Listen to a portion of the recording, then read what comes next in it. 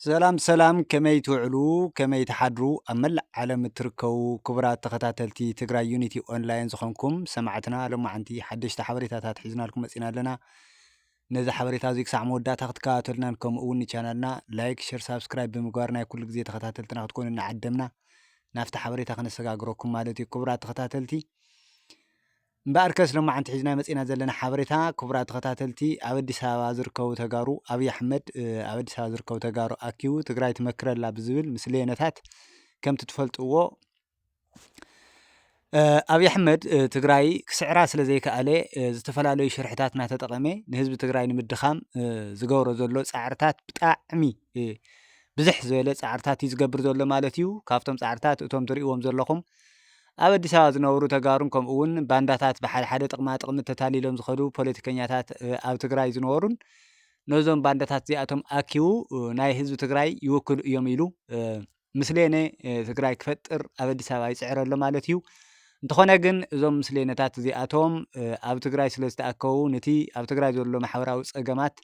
كفتحو كم زي يخلون قاد أس نزياتهم تتقيمو أبلع حزب تجراي زجددت أجمات كوس حاسب يسرح كم زلو تزوج زل حوريتات تحبر زلو مالتي خبرات ختاتلتي سلازي زوم مسلينتات زي أتوم نتقرأ زيو كل مخانمون كم أون نورت الدساوا خم زخون نورا الدساوا خاعة ندي سوا إذا كل مبر نتقرأ كل كم زي خيلن تتخكلن يا وكلنا أنا حزب تقرأ نام مأخل تقرأ أتخا نام حزب وريد كاز جبر حزباو زخونة حزب وكلهم توكلتي نتمرس نتلو خم زخونن تحجاونا تنس خم زخونن يو እቶም ናይ ሕጊ ሰሙያ ዝገልጽዎ ዘለዉ ማለት خبرات ተኸታተልቲ ስለዚ እዞም ትሪእዎም ዘለኹም ኣብ ስክሪን ብዝተፈላለዩ ነገራት ብጥቕምን ጥቕማጥቕምን ተሸዊዶም ኣብ ልዕሊ ህዝቢ ትግራይ ዝተፈጸመ ጆኖሳይድ ክሒዶም ኣብ ልዕሊ ህዝቢ ትግራይ ዝተፈጸመ ገበናት ክሒዶም ነቲ ኣብ ልዕሊ ህዝቢ ትግራይ ጆኖሳይድ ዝተፈጸመ ስርዓት ከድሕኑ ንኸውዶም ኢሎም ኣብ ኣዲስ ኣበባ ንኣበል ዝተወሰነ ኣበላት ከኣር ይኽብሉ ናይ ህዝቢ ትግራይ ረብሓን ናይ ህዝቢ ትግራይ ታሪኽን ዝሸጡ ዘለዉ ገበነኛታት እዮም ማለት እዩ خبرات ተኸታተልቲ ስለዚ እዞም ሰባት እዚኣቶም ንማንም ክውክሉ ከም ዘይኽእሉን ናይ ኣብይ ኣሕመድ ተቐለብቲ ከም ዝኾኑን ክንሕብረልኩም ንደሊ በዚ ኣጋጣሚ ማለት እዩ ስለዚ እቲ ግዝያዊ ምምሕዳር ካብ ዝፍጠር በተለይ ብልጽግና ኣብ ትግራይ ኣትዩ ዝተፈላለዩ ባንዳታት ናይ ምፍልፋል ዓቕሙ ኣማዕዊሉ ከም ዝኾነ ዝፍለጥ እዩ ምክንያቱ እቶም ኣብ ትግራይ ዝርከቡ ናይ ግዝያዊ ምምሕዳር መሓውር ተለኣኽቲ ናይ ብልጽግና ከም ዝኾኑን ንትግራይ እኳ ደኣስ ካብቲ ረብሓ ጉድኣት ብዝበለፀ መልክዑ ንትግራይ ጎዲኦምዋ ከም ዝኾኑ እዩ እቲ ዝወፅ ዘሎ ሓበሬታታት ዝገልጽ ዘሎ ማለት እዩ خبرات ተኸታተልቲ ስለዚ ናይቲ ግዝያዊ ምምሕዳር ዝነበሮ ናይ ግዜ ገደብ እውን ኣብ ዝቕፅል ሰሙን ከጠናቀቕ ምዃኑን እቲ ብህዝቢ ዝተመረፀ ቤት ምኽሪ ናብ ቦትኡ ክምለስን ትግራይ ካብቲ ኣትያቱ ዘላ ፀገም ከላቕቃን ህዝቢ ትግራይ ካብቲ ትፅቢት ዝገብሮ ነገር እዩ ማለት خبرات ተኸታተልቲ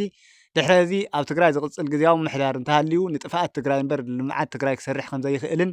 እቶም ኣብ ትግራይ ዝነበሩ ኣብ ግዝያዊ ምምሕዳር ተሸይሞም ዝነበሩ ካብ በዓል ሙሉ ነጋ ጀሚርካ ሙሉ ነጋ ኣብ ስርዓት ብልጽግና ንህዝቢ ትግራይ ይጭፍጭፍ ኣብ ዝነበረሉ ሰዓት ኣብ መቐለ ተሸይሞም ዝነበሩ ምስሌነታት ናይ ስርዓት ኣብይ ኣሕመድ ናይ ስርዓት ብልጽግና ንሳቶም ተስዒሮም ምስ ወፁ ብድሕሪ እውን ብውዕሊ ፕሪቶርያ ኣማኻይነት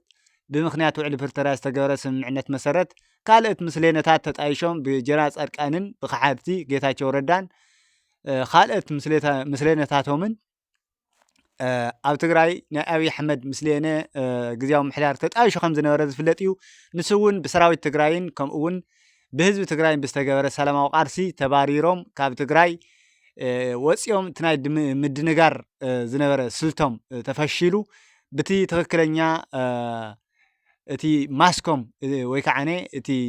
መሸፈኒ ዝጥቀሙሉ ዝነበሩ ኣጀንዳ ተጋሊሁ ትክክለኛ ብልጽግና ምዃኖም ተረጋጊጹ ናብ ብልጽግና ከይዶም ክሳብ ሚኒስተር ማዕርግ ዝበጽሐ ስልጣን ከም ዝተውሃውን ንህዝቢ ትግራይ ግልጽ ዝነበረ ነገር እዩ ማለት እዩ خبرات ተኸታተልቲ እንተኾነ ግን ሕዚ እውን ድሕሪ በዓል ጌታቸው ረዳን ጻድቃንን ዝቐጸለ ግዝያዊ ምምሕዳር ሕዚ እውን ብጀነራል ታደሰ ወረደ ዝምራሕ ግዝያዊ ምምሕዳር ዝተፈላለዩ ሸርሕታት ከም ዘለውዎ ሕዚ እውን እዚ ግዝያዊ ምምሕዳር እዚ ንህዝቢ ትግራይ ጥር ትብል ረብሓ ዘይብሉን እኳ ደኣስ ካብ ህዝቢ ትግራይ ንላዕሊ ንብልጽግና ዝረብሕ መሓውር ከም ዝኾነን ንህዝቢ ትግራይ ርእይዎ ዘይፈልጥ ሽግርን ፀገምን ዝወለደሉ ከም ዝኾነ ግዝያዊ ምምሕዳር ነዚ ኣብ መሬት ዘሎ ሓቂ ርኢኻ ምፍላጥ ይከኣል እዩ ማለት እዩ ክቡራት ተኸታተልቲ ስለዚ እዞም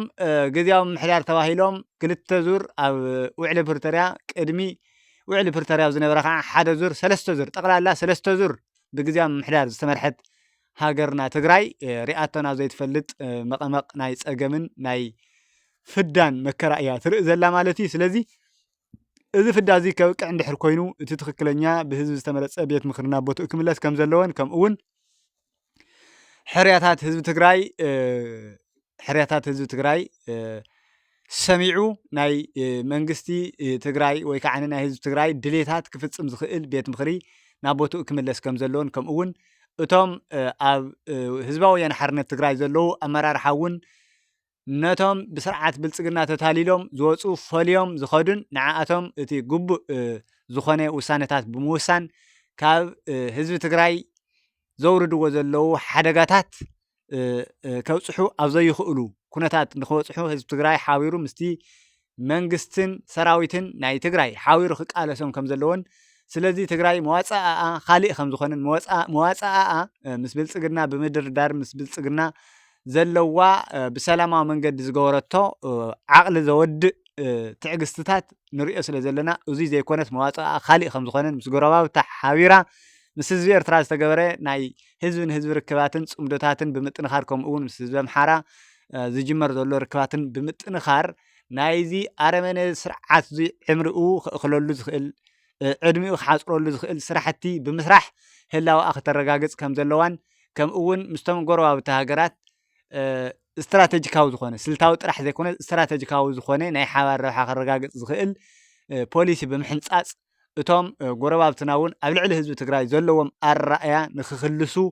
እቲ ቅድሚ ሕዚ ምስ ስርዓት ብልፅግና ሓቢሮም ናብ ትግራይ ዝኣተውዎ መንገዲ ግጉይ ከም ዝኾነን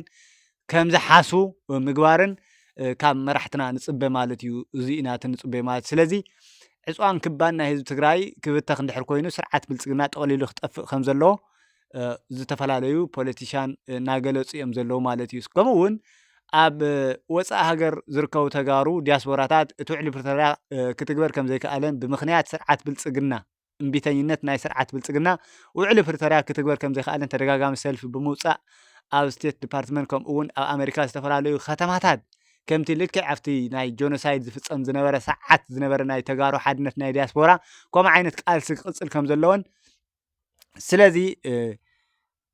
እዚ እዩ እቲ ዝወፅእ ዘሎ ሓበሬታታት እዚ እንተተገይሩ እዩ ትግራይ ካብቲ ዘላቶ ዕፅዋን ክባን ክትርሕን እትኽእል ማለት እዩ ኣብ ትግራይ ክምስረት ዘለዎ ስልጣን ክሕዝ ዝግብኦ መንግስቲ ብህዝቢ ዝተመረፀ ክኸውን ከም ዘለዎን ከምኡ እውን እቲ ዘሎ ቤት ምክሪ እቲ ናይ ኣገልግሎት ዘመኑ ወዲኡ እንድሕር ኮይኑ ህዝቢ